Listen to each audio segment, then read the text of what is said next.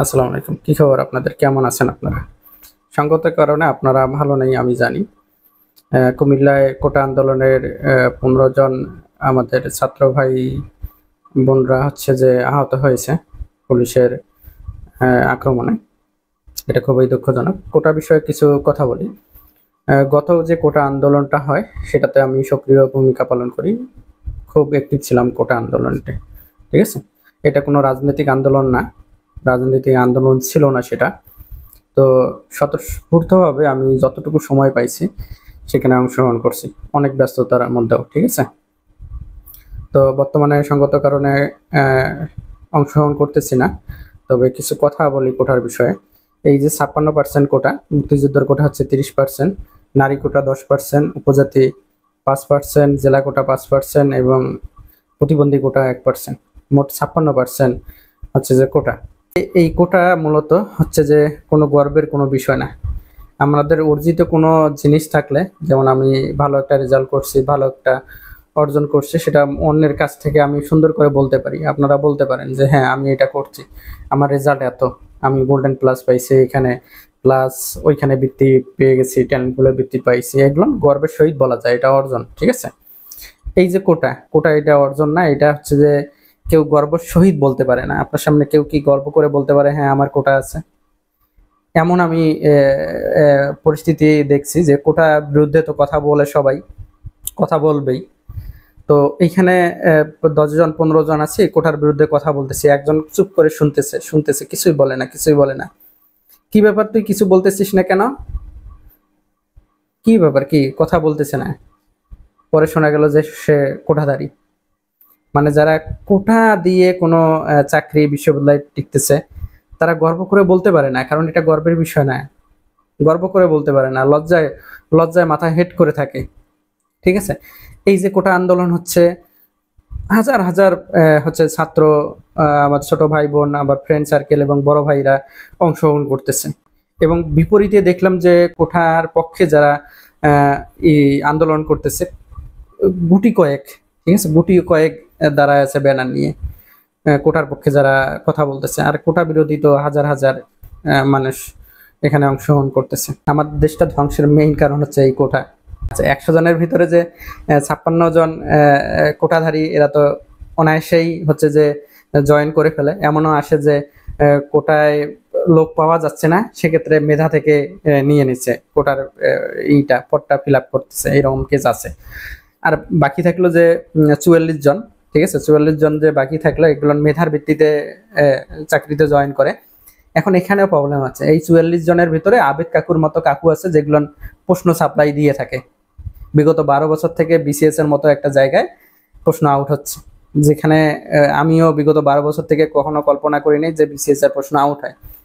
যাই হোক, এই যে মেধায় যে 44 জন মানুষ হচ্ছে যে চাকরি পায়, এর ভিতরে 20 জন 30 জন বা 10 জন হচ্ছে যে এই আবেদ কাকুর সহযোগিতা করে, প্রশ্নের বিনিময়ে তারা চাকরিতে জয়েন করে।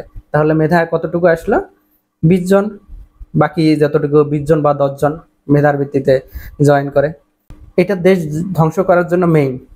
দেশটাকে আমরা যদি ধ্বংস করতে চাই, তাহলে এই পদ্ধতি বহাল থাকুক, আর কিছু করতে হবে না, দেশ ধ্বংস হয়ে যাবে নিশ্চিত।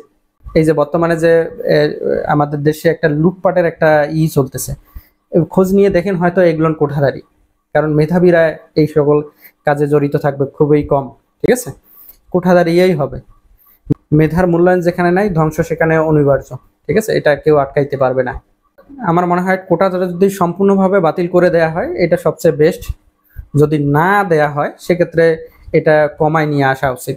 মুক্তিযোদ্ধার কোটা 30% আছে, সেখান থেকে 5% নিয়ে আসুক, অথবা 10% নিয়ে আসুক। বাকি যে জেলা কোটা আছে 10%, এটা 5% করুক। নারী কোটা 5% করুক।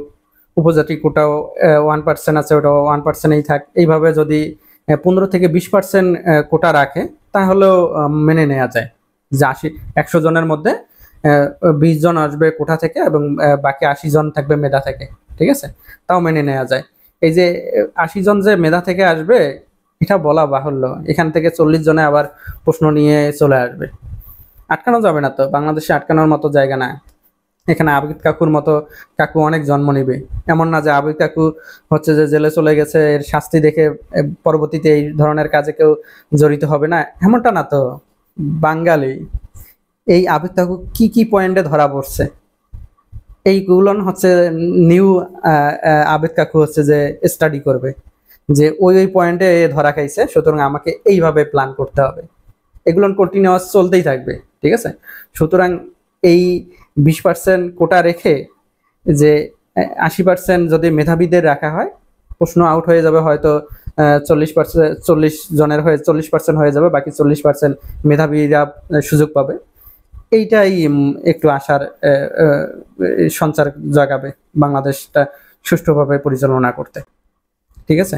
যারা ছোট ভাই, বড় ভাই এবং ফ্রেন্ডরা কোটা আন্দোলনে সক্রিয় ভূমিকা পালন করতেছেন, আপনারা চালায় যান। কারণ ছাত্ররা কখনো অন্যায় আবদার করে না, ছাত্ররা কখনো অন্যায় আবদার করে না। আর এই যে যারা আন্দোলনে অংশগ্রহণ করতেছে, এইগুলো হচ্ছে যে সকলে হচ্ছে যে দেখা যাচ্ছে বিশ্ববিদ্যালয়ের শিক্ষার্থী, অনার্স মাস্টার্স করা এবং পড়ালেখা শেষ করা এবং যারা চাকরিতে জন্য পড়াশোনা করতেছেন তারাই। সুতরাং এদের বয়স অনেক বেশি, এমন না যে অন্যায় আবদার করবে।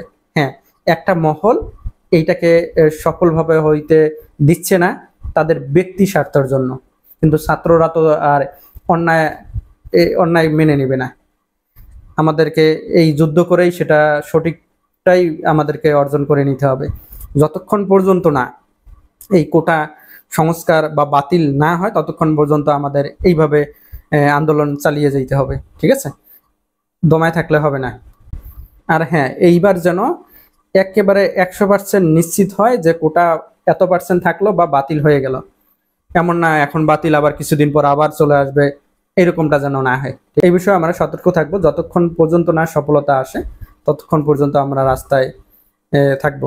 আমাদের সকলের উচিত এই আমাদের অধিকারটা না আদায় করা পর্যন্ত আমরা যেন মাঠে থাকি, অধিকারটা নিয়েই যেন আমরা ঘরে ফিরি। এমন না শুধু আমাদের এই সেক্টরটাই এই প্রবলেম, এরকম অনেক সেক্টর আছে। সুতরাং এইটা আগে অর্জন হয়ে যাক, দেন পরবর্তী স্টেপে আরো দেখা যাচ্ছে যে এগুলো অসঙ্গতি আছে, ছাত্র সমাজ সেগুলোতে আবার ঝাঁপিয়ে পড়বে, সেই যে অসঙ্গতি সেটা সঠিক পথে নিয়ে আসবে। তো এতটুকু বলার ছিল। দেখা হচ্ছে বিজয়ে, অবশ্যই আমাদের এই আন্দোলনটি সফল হবে, আমাদের অধিকার নিয়ে আমরা ঘরে ফিরবো। দেখা হচ্ছে পরবর্তী ভিডিওতে। সে পর্যন্ত সবাই ভালো থাকুন, সুস্থ থাকুন, আল্লাহ হাফেজ।